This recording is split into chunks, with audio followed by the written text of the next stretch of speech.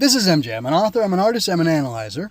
Welcome to my kidlit or children's book audit. I'm going to go through all the books that I have listened to, and I'm going to talk about them as far as the ones that are for kids.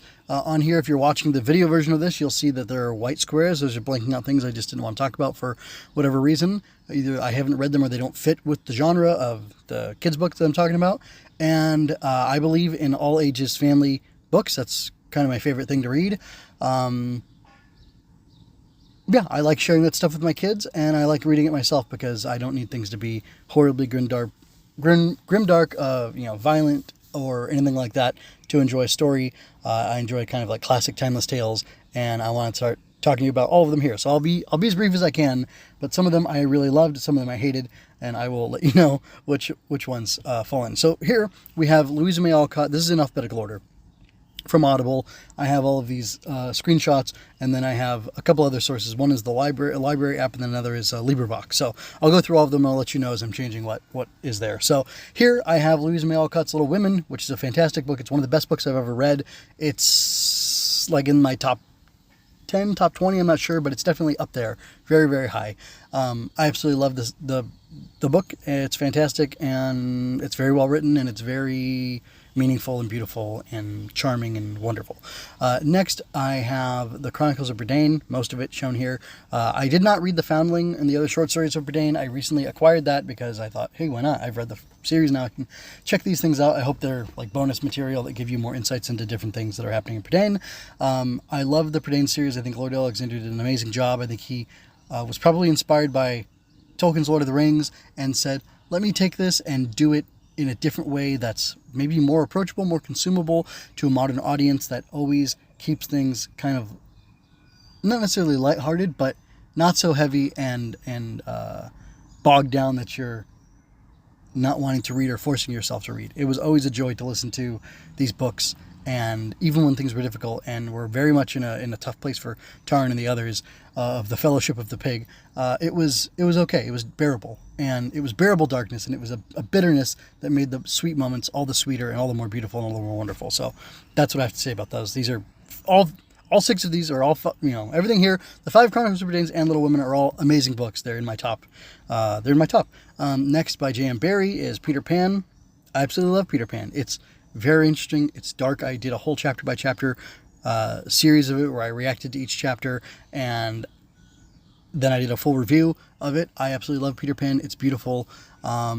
I'd like to play in that world and write in that world myself at some point, but I fear I lack the skill at present to do that. So maybe one day it's something I could do. I mean, of course it's something I could do, but maybe it's something I will do. But yeah, I absolutely love it. It's an amazing book. It's beautiful. It's not haunting, but yeah, it's a very emotional, very like deep book, and you wouldn't necessarily know that until you read it, and then you pretty quickly realize, oh, this is more than what it was. And every adaptation kind of takes different shades of it, like Hook, like the original Disney Peter Pan. What other thing? I feel like I've seen one other Peter Pan adaptation, and it's like the book is so much better than all of them, and yet each of them contains like a shade of the truth of what Peter Pan is, and it's really, really interesting to me. So J.M. Barrie did fabulous work on Peter Pan. It's an amazing book. Next, and also, like you can see here on this next page, I have this Terry Brooks Star Wars Episode 1 novelization. It's there. I didn't bother covering it up because it kind of gives you my taste. I do like Star Wars, the original trilogy, the original saga, the 6 movies. I like them a lot. And then there's like a business book here, which you can ignore because, whatever. It's just something that was on my Audible list. But yeah, Trapped in a Video Game. It's a very good series by Dustin Brady. It was a lot of fun. It was very captivating. It's very like hip, new, fresh, very marketable, very like on brand for a modern day audience. And it's very much like modern day, kidlit or modern day, middle grade book. And it feels like that. And some of that I feel like makes it lose its timelessness. But then again, it's trapped in a video game. I don't know how a story like that could be timeless. Although perhaps a book I'm working on right now about a kid who gets trapped in a video game will be timeless. I don't know. We'll see. Or maybe it's dated and that's fine. But yeah, I really enjoyed the series. It was a 5-book series. It got surprisingly serious and dark at the end. of it. And yeah, overall, it was a very entertaining, very enjoyable series. I really liked it. It was in first person, which was weird. I usually hate first person and can't stand it, but I was committed to checking it out regardless of that, for my own, well, one, for the entertainment value of it, and also for research purposes, because like I said, I have a book myself that I'm working on that is also about a kid in a video game. So I thought I need to check out the market here, and I actually really enjoyed it, and it was a lot of fun. So yeah, I have that to say about that. Next, The Secret Garden by, Frances Hodgson Burnett. The Secret Garden is an amazing book. Again, like Little Women, oddly, it's a domestic drama type book, but it's amazing. It's easily in my top 10. It was just fantastic. Again, top 10, top 20. It's an amazing book. I absolutely loved it. It was beautiful. It was meaningful. It was heartfelt. It was all the good things. Next, The Alchemist. The Alchemist by Paulo Coelho. I don't know if this is kidlit or not. It's about a young man, but I feel like he's more like this is more like a YA type of thing. He's probably closer to 18 or 16 or something like that. But it's an absolutely beautiful story, and I think people should read it to children. There's some like romance stuff in it, but it's almost like pining for somebody far from afar, idealized romance kind of situation. So it's not really like he doesn't kiss anybody. There's no love scenes or anything like that. It's just, there's a beautiful woman. Oh, maybe, I think anyway, I think there is a kiss in the book, but it's just like, it's stated as a fact. And these people are, basically engaged at this point, and it's understandable. Also, like, that neither of them is deeply religious, as far as we can tell, and it's, kind of a young people swept up in the moment kind of deal. But still, I think it's a very child appropriate book. And I think it's an amazing book, and I love it, and I've listened to it multiple times, and it's fabulous every single time. I happen to like Larry Correia, but so far he hasn't written anything for kids. See if that changes. Okay, The Never-Ending Story is also fabulous. I loved the movie as a kid, and the book, of course, is way better, and it's quite an experience. This is a top 20 as well. I should actually tally up how many books I've read, because I've got, Lord of the Rings, Hobbit's definitely better than Lord of the Rings. That's 4 books right there. Silmarillion, I don't know. It's like a weird book. It's almost an anthology, so I don't know if you can really rate that against individual books. Anyway, I'm not going to go on and list all the books I've read, especially because I've got 14 books in a single series. That would kind of mess up the deal. So I won't go into that. But yeah, Never-Ending Story by Michael Ende, it was originally written in German, and it was translated in English at some point. And it's a fantastic book. It's really good. It's like very raw and very real in some ways, and I really enjoyed it. Moving on, The Capture. Okay, so this is from the Guardians of Gilhul, and I will admit I have not listened to the entire series. I listened to part of the first book, so maybe it shouldn't be on here. But that part of the first book that I did read or listen to was very moving, very inspiring. I felt like I was transported to another world. She did a really good job. And I'm really impressed by it, and I'm excited to read that at some point later. The Stephen R. Loathed books are definitely not written for children, and I wouldn't want kids reading them at all. They're definitely adult books, so let's move on from them. C.S. Lewis's Chronicles of Narnia is absolutely fabulous. I love it. It's almost like, how I described Lloyd Alexander taking what Tolkien did and going farther and kind of elevating it in this interesting way, or I don't know, making it more marketable, you could say. I feel like Lewis kind of like did a half step towards that, because while Tolkien took a very long time to write his books and to, have them come out, to release them and whatnot, Lewis wrote very quickly, and he wrote in a very much more pop type of way. And it's very consumable, very fun, very much written for children, at children, but also beyond children in an interesting way. Whereas I feel like The Hobbit is definitely written for kids, and I don't feel like Lord of the Rings is written for kids, but I still have it here in this list.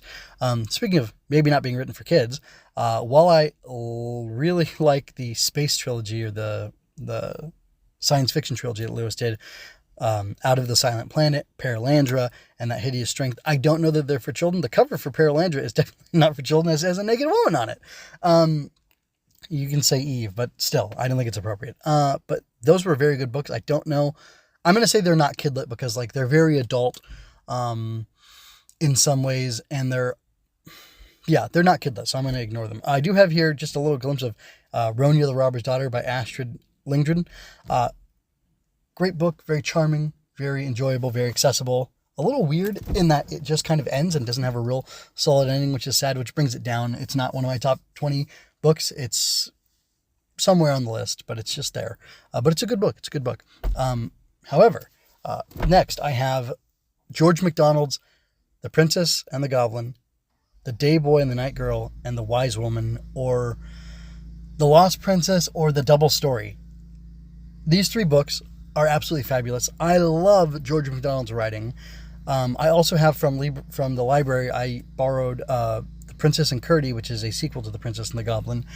I also would like to write in George MacDonald's world somehow. Like, there's like a prologue for The Princess and Curdie, and I feel like there's a lot of room to write some stories of triumph and victory and heroic happenings before the end spoken of in the prologue of that book. And like, I would love to do that. I'd love somebody else who's more qualified to do that, and I think it would be absolutely fabulous. But like, these books are so beautiful, they're resonant, they feel like Tolkien and Lewis. To me, I feel like Tolkien and Lewis were very heavily inspired by George MacDonald. I know for sure, well, I don't know for sure, I think I remember correctly that C.S. Lewis did do an introduction for an edition of The Princess and the Goblin, which is awesome. And yeah, these are very, very cool books. They're very beautiful. Not just The Princess and the Goblin and The Princess and Curdie, but also The Day Boy and the Night Girl and The Wise Woman. The Wise Woman is like Jungian. It has to do with psychology. It feels like a very mystical Jewish writing, actually, called the Tanya. It's powerful and beautiful and meaningful and very sweet. There's also The Light Princess by George MacDonald, which is just weird. It's a weird book. Like, it's almost really cool, and then it gets weird, and it's funky. So, The Light Princess is definitely not in my top books from George MacDonald or from any author, but these 3 books are at the 4, really, because I'm also talking about The Princess and Curdie at this point, are amazing, and I love them.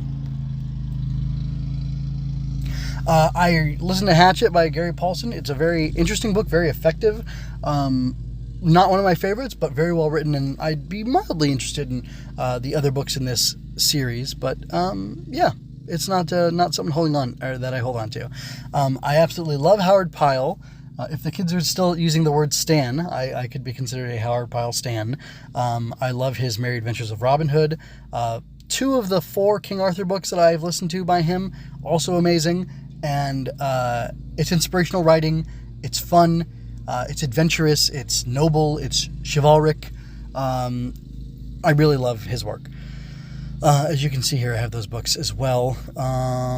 I hated The Westing Game. The Westing Game is a horrible book that I don't think any child should be forced to read, and I think it should be kept away from children because I believe it is, like, maladapted. If the things in it are absorbed by children, they will be open to marital infidelity and acts of violence and not terrorism, but like acts of like vandalism and, I don't know, evil, and it's weird. And that might sound like I'm overblowing it, but really, read The Westing Game if you want to. If you're an adult, please. If you're a child, really do not. There are other much better mysteries that you could read or listen to. In fact, I have some that are not for children. They're pulp novels written in a more or less child-friendly way that I would rather you read. Even the most on the edge of being more for adults and for children of these pulp novels that you'll see on this list, I would rather have you read than The Westing Game if you're a child. It's just gross, for lack of a better term. And excuse my inelegance for that, but it's just not a good book. Not a good book at all. Not something anybody should be reading. Okay, next I have, I forgot to block out Kidnapped, but I have a few Robert Louis Stevenson books here. Treasure Island is beautiful. It's a treasure. It's wonderful. It's so much fun, and I do want to read more of his stuff, and I have yet to, so that's unfortunate for me. Again, I like Star Wars. Here, you see Tales of the Red Panda, The Mind Master, The Android Assassins, and The Crime Cabal. These books are written by Greg Taylor of the Dakota Ring theater, Dakota Ring podcast. He created the Red Panda as a throwback radio show to things like The Shadow, Doc Savage, maybe The Spider, if The Spider wasn't just pulp novels. But anyway, these are what I was talking about, the pulp novels. They're like teen to adult, maybe. The Mind Master gets the most adult because it does. I won't go into it. And these could be okay for kids to read. I would say definitely like an older kid, like a 12-year-old boy would love these. The action in them is great. It's like really well written. There's mystery in there. There's, crimes to be solved. Really fun, really great stuff, but not made for kids, but definitely kid accessible and okay for kids. Very heroic, very noble, a lot of self-sacrifice, a lot of good, morality in there, and also fun adventure. So that's those as a tangent. And then Wings of Fire by Tui T. Sutherland. It's an entertaining book. It's well written. I don't think it's for kids. I know it's written for kids, but it's not for kids. The dragon romance stuff is no good. It's also very violent and very vulgar with the violence. It's very gratuitous, and I didn't like that too much. I may read more of it because I'm an adult and I can do that, and I can maybe further assess the series as it goes on and see where it goes and how far it goes, how far she pushes the envelope. But definitely, this is not for your kids. Maybe a teenager, I guess, if you want them thinking about romance and stuff, but it's pitched for younger kids, 8 to 12, I think, and it's definitely got weird, inappropriate dragon romance stuff, and then the violence just being gratuitous is off-putting and not good to me. Lord of the Rings, if you want to consider them to be kids' books, then yes, they're excellent kids' books. I love them. They're great. They're very well written. They're beautiful. It's a great story. It's something that sticks with me. It's something I want to keep delving into. It feels very deep and very I don't know what. It feels very deep and it feels very profound, but also it's mostly accessible. It's a little hard. The Silmarillion definitely is much harder to read, or to listen to, but it's interesting stories, but it feels like doing homework except for the Beren and Luthien story. It feels like doing homework sometimes, and it's not, amazing. The Hobbit, on the other hand, is a beautiful, fun, happy story with characters facing darkness. Bilbo is anyway, he's a very interesting lead character because he's not noble in a lot of ways, and that's interesting because he is like an anti-hero almost, but he's an anti-hero in one of the best ways possible, and it's really interesting to see how he goes through his hero's journey. And I absolutely love The Hobbit. It's one I'll keep reading again and again and again. I'll probably read it more than Lord of the Rings, partly because of the length and partly just because I feel like it's better. I like the smaller, more contained story, and it still feels very epic to me and beautiful, and I really enjoy it. Tom Sawyer, written by Mark Twain. Adventures of Tom Sawyer. No, this is not a great book for kids. Maybe for an older boy, like a 12-year-old, but it's also wildly inappropriate in some places, and I'm not talking about the use of things like the N-word, which are anachronistic, but in the context, I think it's not as bad as it could be. It's just a very weird book, with this boy being very adult in some ways. He coerces a girl that's his age to kissing him because they're married now or whatever. It's just very strange, but then he saves the girl later, which is kind of noble. But yeah, it's a very mixed bag for me. I don't like it, and I just have it. It's funny here that this one version of Huckleberry Finn that I didn't read yet is narrated by Elijah Wood, or performed by Elijah Wood, who obviously played Frodo in the Lord of the Rings trilogy. So that's funny. It would be silly of me to not mention the books that I read for Fortress Fiction in my podcast, and it's time to do that. So I've done some chapter by chapter Fortress Fiction book coverage, and I've also done some whole book reviews for Fortress Fiction, and the idea was to go through as many classics as I could, and or go through as many middle grade books as I could, classic and modern, and Little Women and Secret Garden came from that list, but there are other books I forgot to mention, but I'm here now, so I may as well mention them. The first book I read for Fortress Fiction through this effort to read a bunch of middle grade and assess them for quality and appropriateness, to see if these were stories with spine or stories that belonged in the Fortress Fiction, was Tuck Everlasting by Natalie Babbitt. I do not think Tuck Everlasting should be read to children. I think it's it's beautifully written, but it's kind of toxic, for lack of a better word, and it's not a great book. Definitely a hard do not recommend, and another book that I would say, like The Westing Game, is something that kids should definitely not listen to. Next, Alice's Adventures in Wonderland by Lewis Carroll is a weird book. I didn't like it. It was absurdist. There's no real narrative thread. There's no real story there. That's a problem for me because I like stories, I like the narratives, I like the transformation of the characters, and it was just too absurdist for me to enjoy.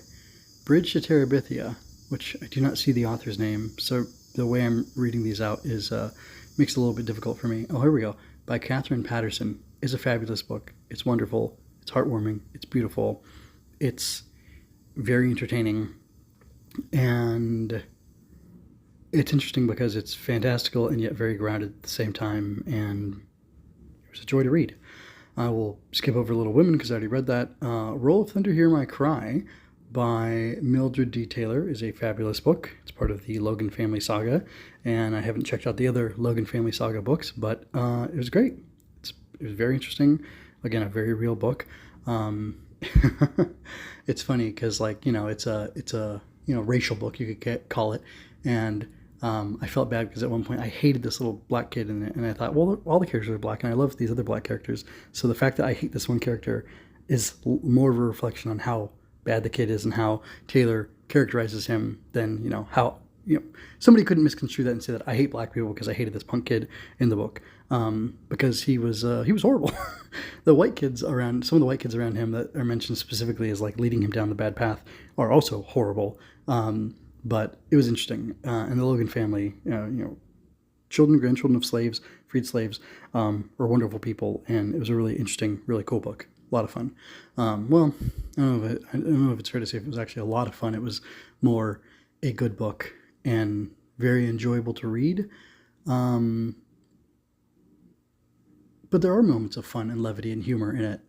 It's just like a book about real life, I guess you could say.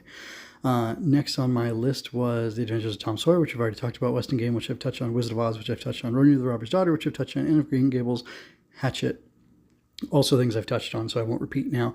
The Wind of the Willows. The Wind of the Willows was a lot of fun. Not one of my favorite books, but definitely a good book, a solid book. I heard it was one of Tolkien's favorite books, and it's funny because it reminds me of The Hobbit in a way, which I mentioned in that review. And my review of The Wind of the Willows, not my review of The Hobbit. And it's an interesting book. It's weird. Anti-heroes abound. It's very much like a absurdist children's fantasy book, kind of like Alice in Wonderland, but much better.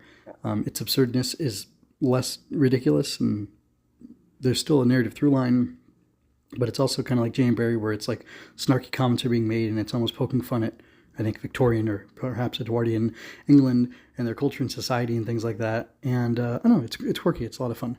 A lot of fun. I thought it was very well written. Excuse me. Next is Number the Stars. I'm sorry, I forgot to say who. Oh, but the author of The Wind of the Willows, I was uncomfortable with him. Kenneth Grahame. He wrote some other stuff that seemed really weird, and I wasn't into it. But you can check it out yourself. Then next is Number the Stars. Number the Stars by Lois Lowry is a beautiful book.